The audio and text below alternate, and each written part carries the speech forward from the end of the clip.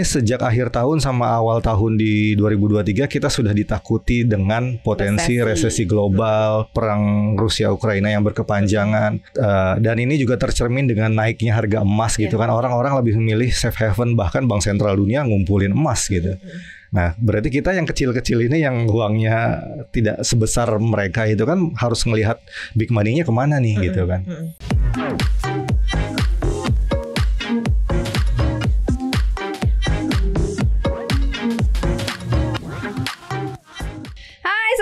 Selamat datang di podcast Cuap-Cuap Cuan. Apa kabar? Semoga baik.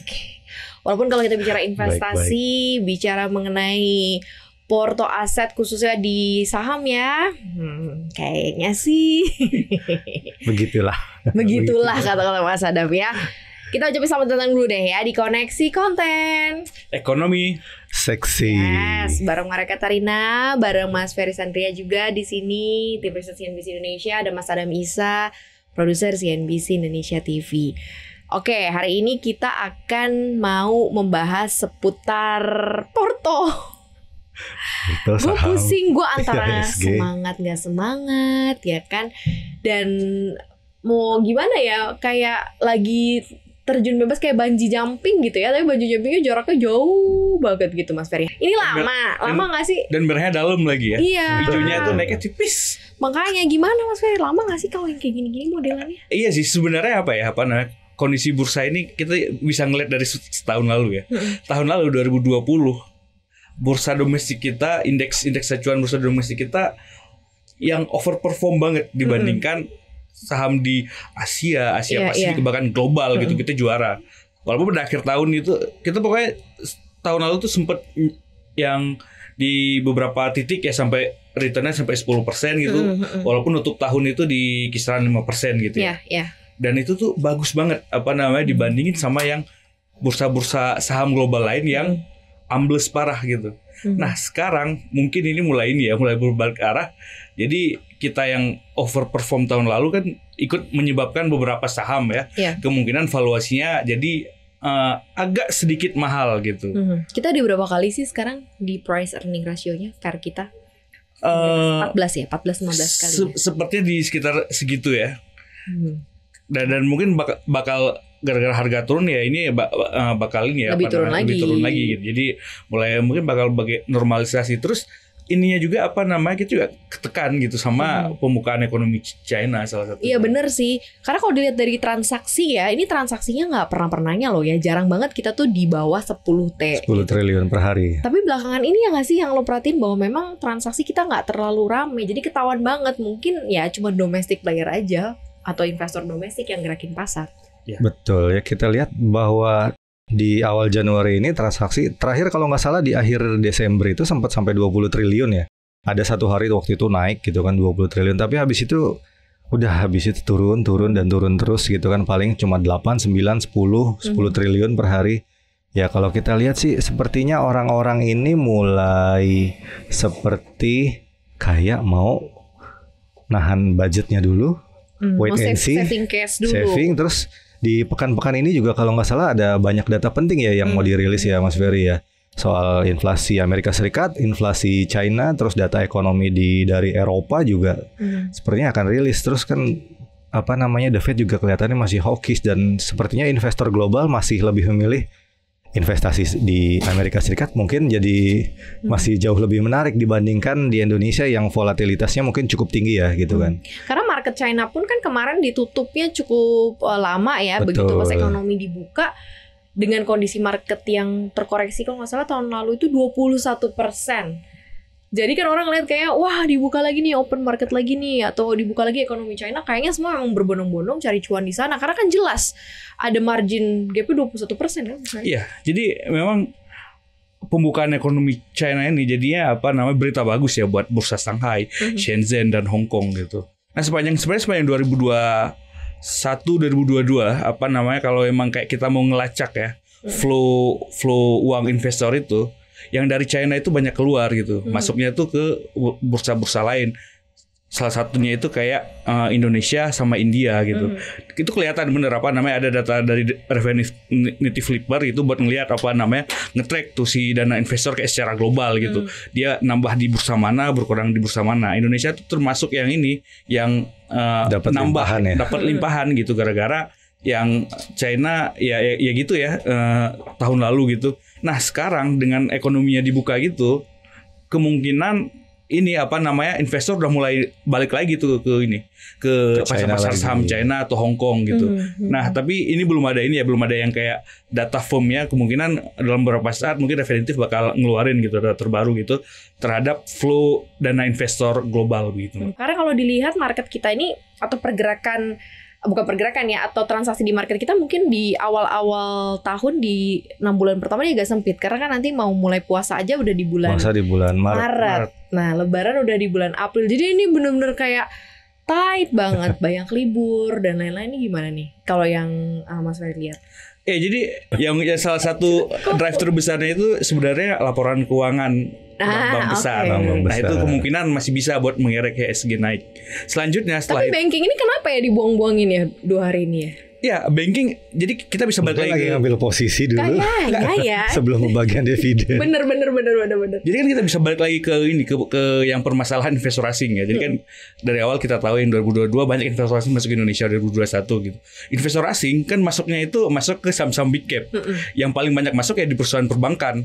Dan ketika mereka keluar, ya keluar paling banyak juga dari saham perbankan. Jadi Selain perbankan juga memang capnya yang gede. paling banyak net sale-nya tahun ini, yang sejak dari awal tahun ini, akhirnya mereka juga yang terkoreksinya dalam gitu, yang Jadi nyebabin pemberat IHSG ya buat IHSG. jadi beban doang di IHSG emang di awal tahun ini sebenarnya. Kalau lu gimana nih akhirnya melihat, mungkin kan lo punya Porto nih sekarang gitu ya, menghadapi kondisi kayak gini lo harus, Kalau kita sih lo ngelihatnya ngambilnya gimana? Misalnya ngambil langkah taktis. di awal tahun 2023 ini tadi Mas Ferry sudah bilang ada pembukaan ekonomi China, terus data ekonomi AS yang sepertinya ini kalau buat investor global, investasi di Amerika mungkin lebih menarik ya gitu kan. Terus setelah pembukaan China, investasi di Cina lebih menarik gitu ya.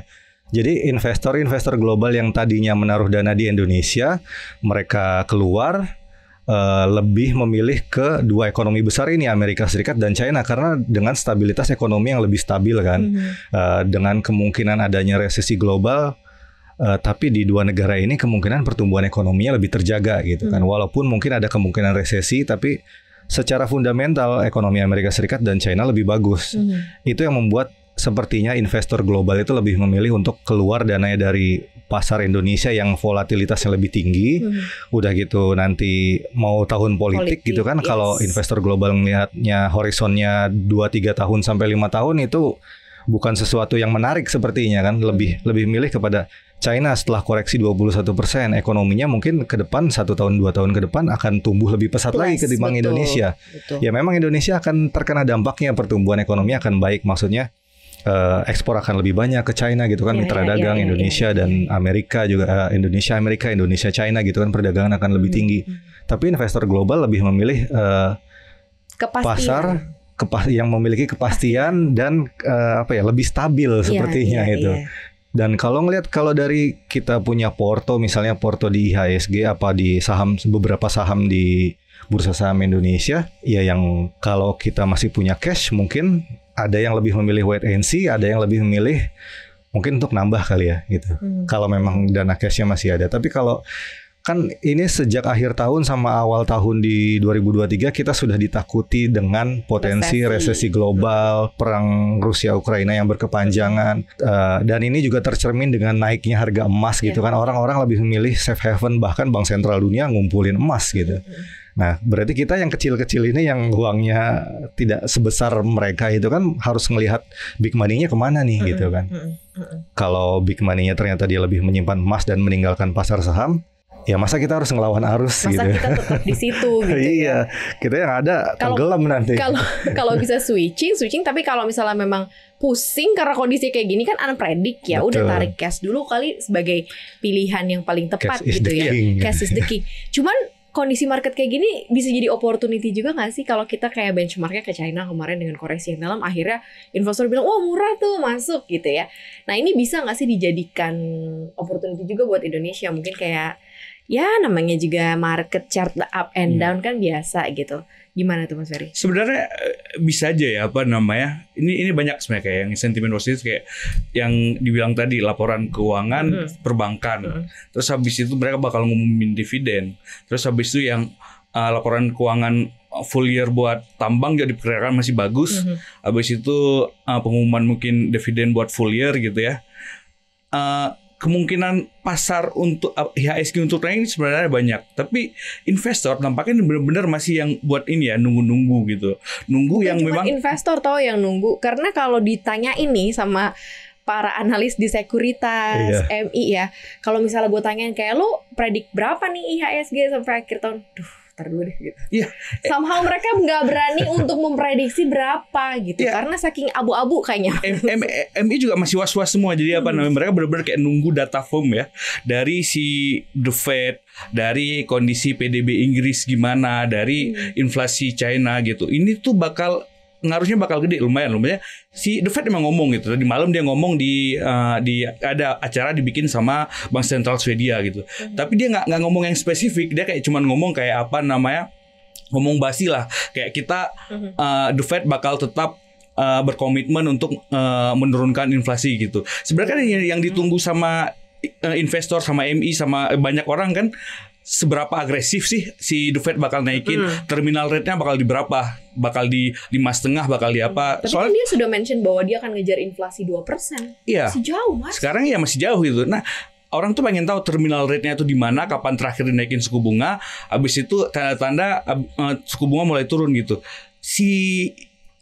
Tadi malam Jamie Dimon, si bosnya JP Morgan juga sempat ngomong gitu, kalau apa namanya, dia bisa ngelihat kalau emang Federal Fund Rate, si suku bunga acuan AS itu bisa sampai 6%. Dan itu mengerikan sekali gitu. Belum lagi yang kondisi yang di Inggris kan, apa namanya, PDB Inggris diperkirakan juga bakal kontraksi, kemungkinan memang kayak resesi di kawasan Eropa juga bakal terjadi, dan itu apa namanya, benar-benar bikin takut investor. Dan lumayan ini mengerikan itu gitu.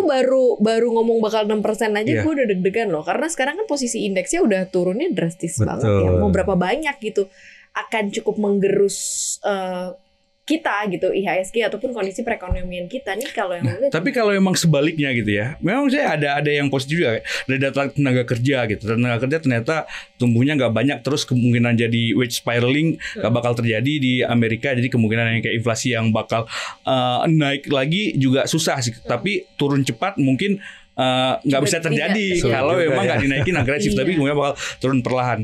Nah, tapi kalau emang ini dari sebenarnya sentimennya positif gitu.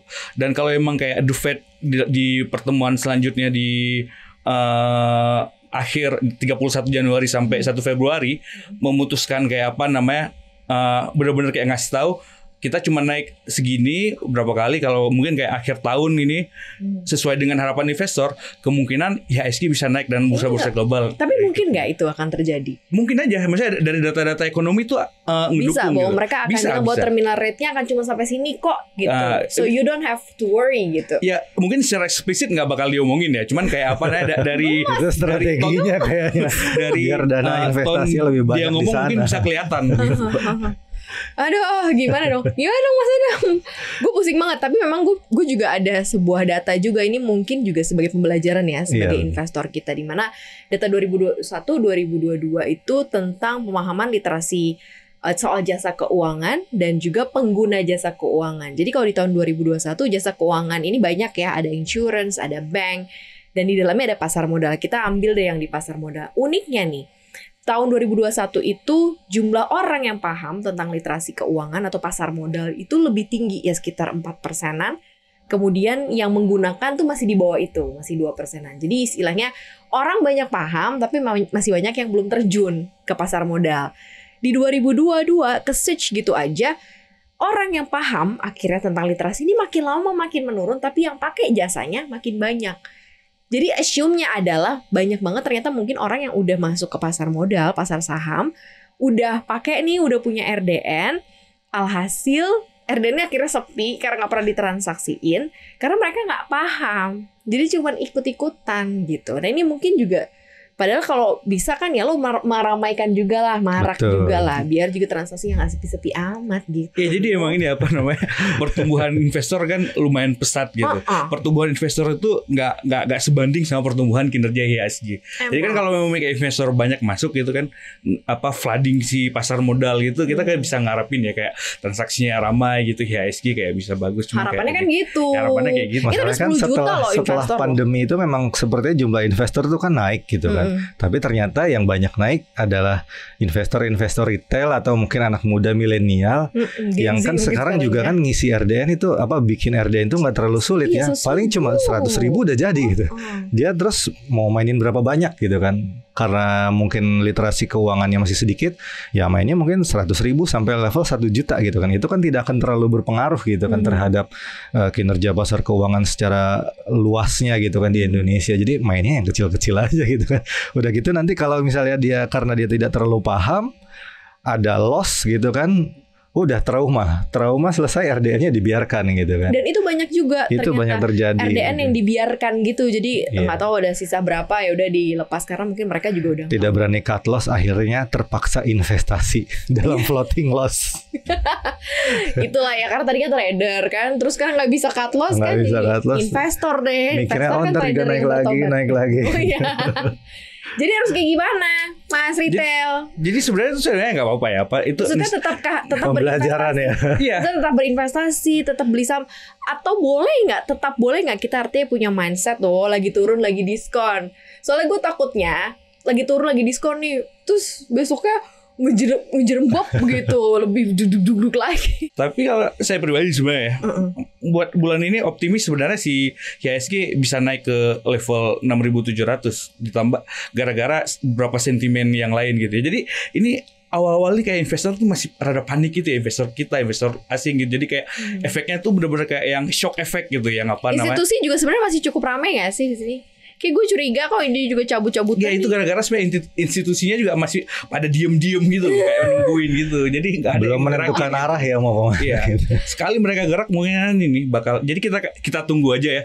Di hari ini ada di pekan ini ya ada inflasi Cina, inflasi AS, ada GDP Inggris si ya. kalau Inggris nggak salah. gitu. Nah, kalau emang hasilnya bagus, kemungkinan ini jadi sentimen positif kok bagi pasar modal kita. Big money-nya udah mulai bergerak sepertinya. Nah, big money-nya udah mulai Iya. percaya diri gitu buat ini. Ya, karena kita berharap walaupun indeks harga saham gabungan bukan bagian dari bursa utama dunia ya, bursa efek Betul. Indonesia bukan bagian dari bursa utama dunia, tapi kalau big money-nya udah gerak kan kita dapat even recehan. Follow the big money kemana? Iya kan, follow the big money kemana gitu. Dan kita berharap juga. Tapi nih kalau misal lihat opportunity-nya di tahun ini kan baru awal tahun nih, gue seneng nih. Nanti di akhir tahun gue puter lagi. Kita bakal positif atau enggak tahun ini? tahun ini. Ntar Desember gue puter lagi loh mas. Kalau pandangan pribadi ya, kemungkinan bakal tetap positif. 7.000 balik lagi mungkin nggak? Masih relatif mungkin aja buat ke 7.000 gitu. 50-50 ya? Ya. Jadi soalnya ini apa namanya, yang global kan ini ya, udah mulai di puncak ya, kayak apa namanya, buat masalah resesi udah mulai sekarang, habis itu yang inflasi juga udah mulai turun gitu.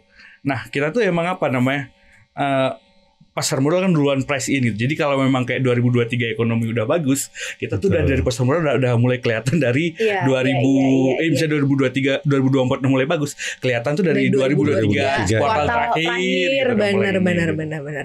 Tapi 2024 tuh politik, lagi tahun politik. Nah itu dia, itu tantangan dari Itu belum terbaca juga karena semua calon pesertanya, khususnya yang presiden wakil presiden itu baru. Ini soalnya udah habis masa kepemimpinannya Jokowi. Gak ada incumbent, kemudian benar-benar akan orang-orang baru, dan akan seperti apa juga pasar investor juga melihat. Tapi kalau dilihat dari sentimen globalnya sih sepertinya Indonesia masih ada peluang ya. Misalnya bursa saham globalnya anjlok, ekonomi globalnya ada resesi, Indonesia kan masih punya tingkat konsumsinya masih bagus, harga komoditas bagus. Disitulah peluang bursa saham Indonesia untuk naik harganya gitu. Dan ketika di bursa saham global jelek, investor global mungkin akan ngelirik Indonesia lagi karena masih mencatatkan pertumbuhan gitu, seperti tahun-tahun sebelumnya gitu kan. Di tahun 2022 khususnya misalnya kayak kemarin kan banyak investor global, investor asing masuk gitu kan. Setelah mereka udah dapet cuan, ekonomi yang lain mulai membaik, ya yang investor asingnya cabut lagi, pindah ke tempat yang lebih baik lagi gitu. Iya emang kayak gitu ya, namanya juga orang cari cuan ya udah pergi ke tempat yang mendatangkan cuan lebih besar gitu ya. Tapi opportunity-nya Indonesia jelas ada kok kalau dari kita bahas. Dan tadi kalau misalnya mengutip tadi Mas Ferry bilang, pasar modal kita itu memang lebih dulu memprice in suatu keadaan gitu. Jadi mungkin sekarang karena memang udah tahu nih bakal akan seperti apa goyang, nanti ketika beneran nih kondisinya goyang, dia udah mulai balik lagi recovery naik gitu. Jadi mungkin ya paniknya jangan berlebihan gitu ya, santai. Kalau nggak mau pusing di market ya tarik cash dulu, cash is king.